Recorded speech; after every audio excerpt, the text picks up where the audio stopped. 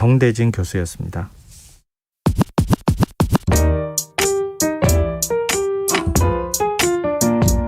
김성환의 시사야는 청취자 여러분의 참여를 기다립니다. 문자 샵 9730으로 여러분의 의견 보내주세요. 짧은 문자는 50원, 긴 문자는 100원의 정보 이용료가 부과됩니다.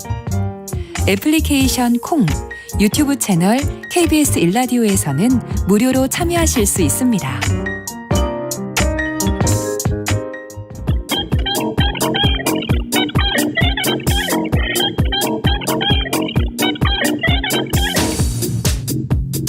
빅데이터로 인터넷에서 화제가 되고 있는 이슈를 살펴보는 시간입니다. 이슈 이수다. 빅데이터를 읽어주는 남자입니다. 한국인사이트 연구소 김덕진 부소장 스튜디오에 나와 계십니다. 안녕하세요. 네, 안녕하세요. 반갑습니다. 김덕진입니다. 네. 빅데이터로 나타난 이슈 한 주 어떻게 좀 정리하면 좋을까요? 네, 이번 주도 루시 플랫폼을 활용해서 2021년 8월 3일부터 9월까지 데이터 좀 살펴봤는데 네. 이번 주는 확실히 좀 줄었어요. 그러니까 지난주가 한 1,609만 건 정도 됐는데 네. 올해는 이번 주는 1,400만 건대입니다. 이게 확실히 올림픽이 끝나니까 언급량이 한 200만 건 정도 좀 빠진 것 같고요. 네. 대주제 10개의 주제인데 그중에서 역시 이제 스포츠가 이제 마지막 쪽으로 좀 떨어지긴 했어요. 이제 그럼 언급이 주니까. 그러긴 해도 오늘 좀 올림픽 데이터 얘기가 하나 있어서 좀 순위는 꼴찌인데 하나만 좀 얘기를 좀 해보고 싶어서 먼저 얘기를 드리려고 합니다. 네. 이번에 올림픽 때 유독 우리나라 이 4위 했던 경우가 상당히 많았잖아요. 네. 뭐 메달은 기록하지 못했지만 멋지게 이제 경기를 해서 좀 아련한 마음도 들게 했는데 왜 이렇게 우리가 계속 아련한 마음이 들까를 좀 봤는데 실제로 데이터를 봤거든요. 네. 그랬더니 이번 2020 도쿄올림픽에서 우리나라가 4위를 무려 12번을 기록해서 최다 4위 부분에서 전체 4번째를 했다고 그래요. 네, 그러니까 실제로 이게 우리가 느끼는 거하고 비슷한 거군요. 네, 맞습니다. 이게 실제로 통계를 좀 봤더니 가장 많이 4위 기록한 국가는 미국으로 26회였고 그 뒤가 이제 러시아 올림픽위원회 영국 순이었는데요. 근데 뭐 미국이나 뭐 영국, 러시아 같은 경우는 금메달만 해도 뭐 39개, 뭐 20개 이상이니까 뭐 다른 것들도 만났다고 보면 될 것 같아요. 근데 우리나라 같은 경우는 메달 순위가 16이고 금메달 6개, 은메달 4개, 동메달 10개인데 유독 이제 4위가 이제 말씀드렸던 것처럼 12번이나 기록해서 최다였다라고도 좀 볼 수 있을 것 같고요. 네. 하지만 그래도 좀 의미 있는 건 그 4위들이 무엇이냐라고 봤을 때 기존에는 우리가 올림픽에서 뭐 순위권에도 아예 못 들었거나 뭐 예선에서 탈락하거나 이랬었던 기초 종목들에서 4위권이 올라온 걸 보더라도 그만큼 이제 또 다음 올림픽도 좀 기대해 볼 수 있는 좀 즐거운 상상을 같이 해볼 수 있게 또 하는 것 같습니다. 뭐 새로운 모습이었다. 새로운 뭐 풍속이라고 말하기는 좀 그런 것 같은데 네. 이젠 우리가 스포츠를 대하는 방식이 좀 많이 바뀌지 않았나. 그러니까요. 네. 네, 그러면서 다양한 이게 종목들을 특히 어느 때보다 좀 즐길 수 있었던 올림픽이 아니었을까 싶기도 합니다. 네. 또 어떤 분야가 주목받았습니까? 네, 이번 주에 이제 가장 주목받았던 분야는 이제 문화였는데요. 네. 문화가 정보량이 한 100만 건 정도 됐고 지난주보다 한 9% 정도 증가를 했는데요. 왜 그런지 찾아봤더니 키워드가 스트리밍 그리고 클라우드라고 하는 두 가지 키워드가 나왔어요.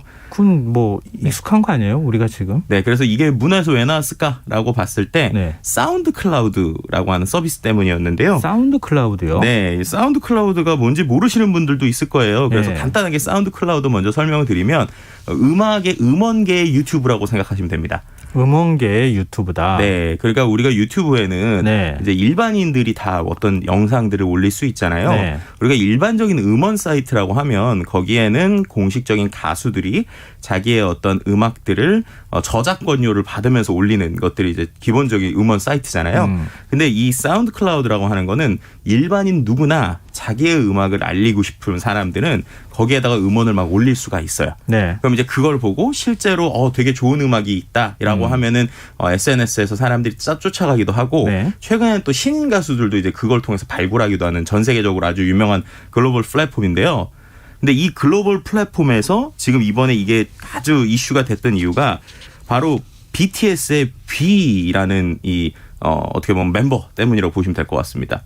그럼 그 멤버가 네. 여기 사운드 클라우드에 올렸어요, 뭔가를? 네, 맞습니다. 그러니까 사운드 클라우드에 실제로 이 방탄소년단의 B라는 멤버가 K-팝 솔로 최초로 사운드 클라우드에서만 스트리밍을 5억 회를 돌파를 했습니다. 5억 회요? 네, 엄청난 숫자잖아요. 그럼 공식적으로 저작권 등록해가지고 네. BTS 멤버 중에 누구 한 명이 발표하는 것이다. 이렇게 해도 괜찮은데 굳이 사운드 클라우드를 이용했단 말이에요. 네, 이게 아주 중요한 포인트인데요. 예. 말씀드렸던 것처럼 이 사운드 클라우드라고 하는 거는 누구나 이제 음원을 올릴 수 있단 말이에요. 네. 그래서 BTS 멤버들 같은 경우에 공식 앨범 외에도 본인들이 팬들에게 하고 싶은 이야기라든지 본인들의 자작곡을 이 사운드 클라우드라고 하는 플랫폼을 통해서 꾸준히 올리고 있었습니다.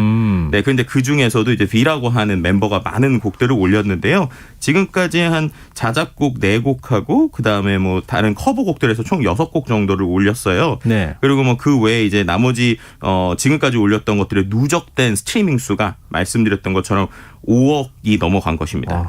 그래서 어떻게 보면은 이제 그 유료 그러니까는 어떤 상업 시장에서도 이 BTS의 위력이 대단하지만 네. 이러한 그 팬들과의 소통을 하는 본인들의 어떤 컨텐츠를 올리는 글로벌 플랫폼에서도 역시 엄청난 영향력을 미치고 있는 것을 또 한번 볼 수 있었습니다. BTS가 SNS를 통해서 또 특히 이제 유튜브를 통해 가지고 많은 팬들을 확보했다 이렇게 얘기를 하는데 네. 이런 노력이 있기 때문에 그랬던 거 아닌가? 네, 맞습니다.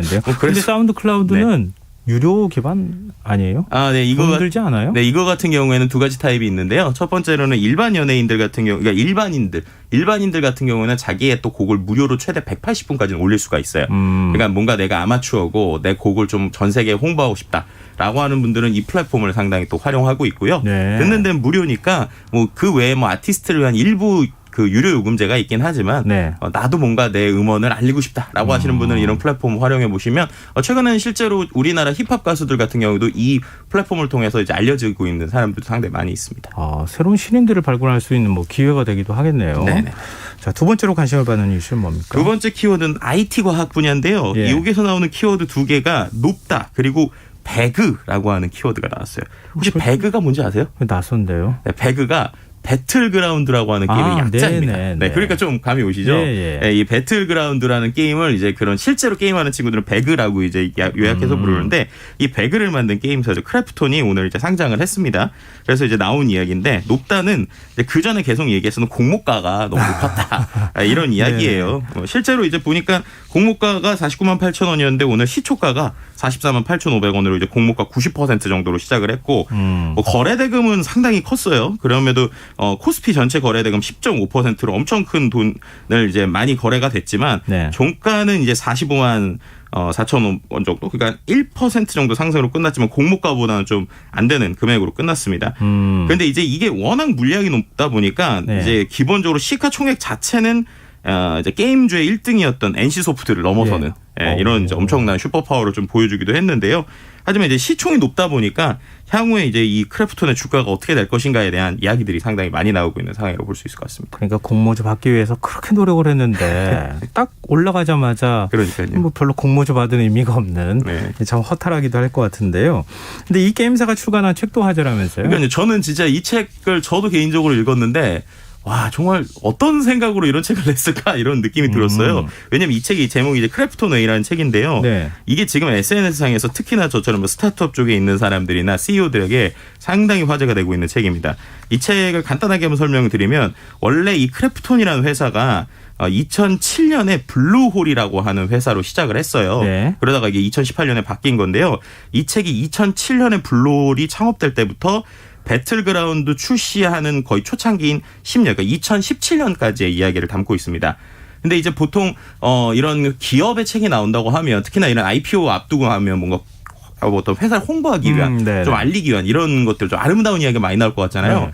이 책은요, 제가 좀 이렇게 정리를 해봤는데 이 책의 내용을 좀 제가 극단적으로 좀 설명을 하면 이런 겁니다.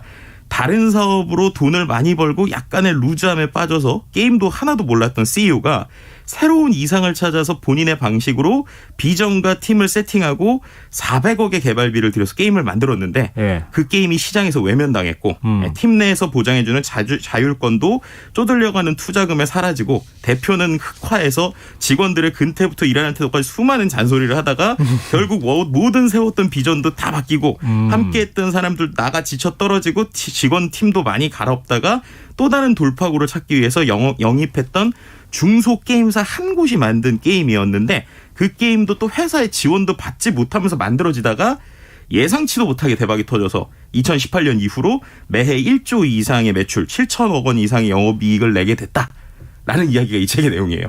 자기 고백적이긴 하지만 네. 성공한 사람의 여유가 느껴지기도 하는 것 같아요. 근데 이 책이 상당히 두꺼운 책이거든요. 400페이지 넘는 책인데 예. 이제 SNS상에서 스타트업들 창업자나 저도 마찬가지였는데 페이지가 잘 안 넘어갑니다. 너무 그래요? 힘들어요. 왜요? 정말 죽을 것 같은 고비들. 아까 말씀드린 400억을 정말 400억이라는 돈을 까먹는 그 장면이 철저하게 나오는데요.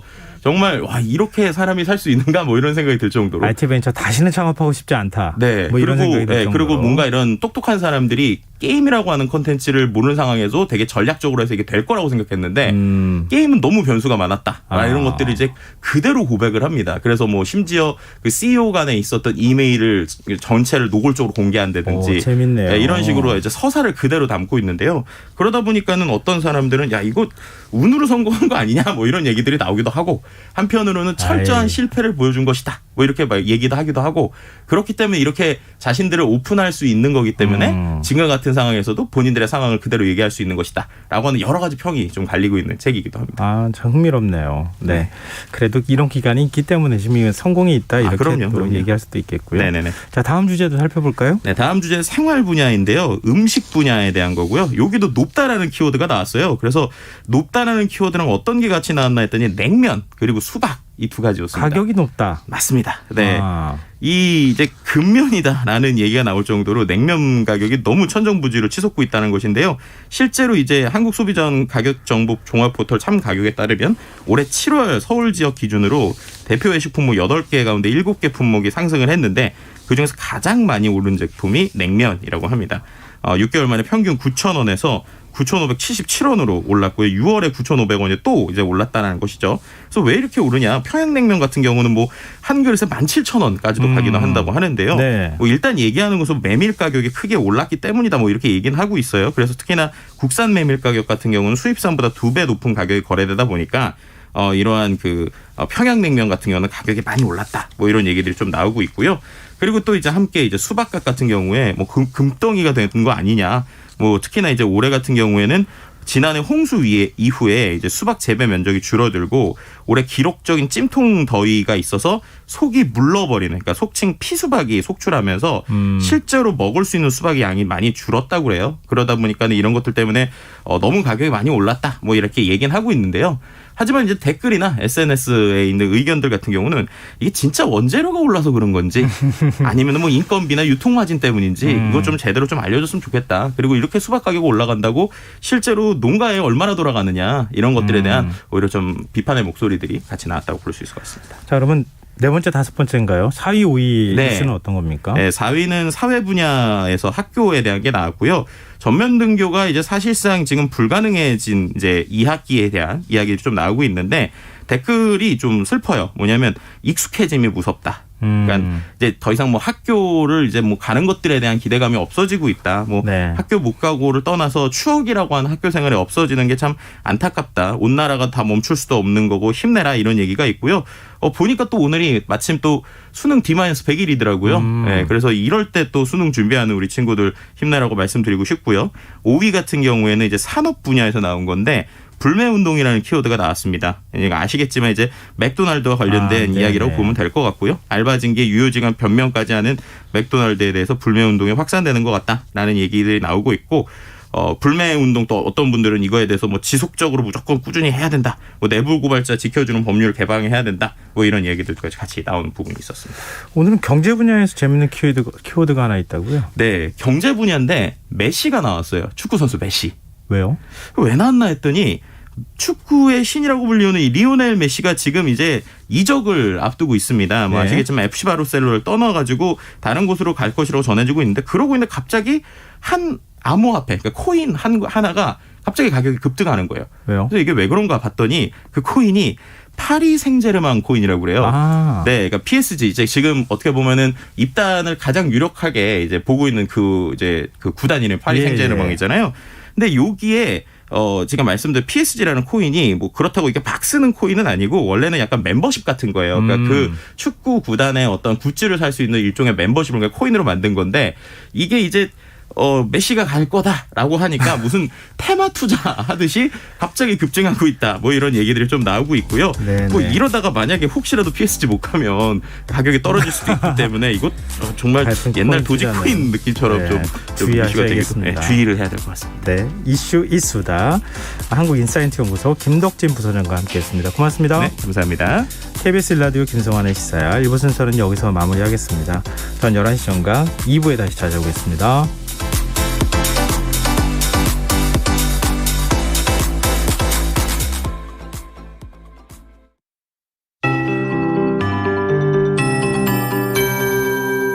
KBS 58분 날씨. 말복인 오늘 더위에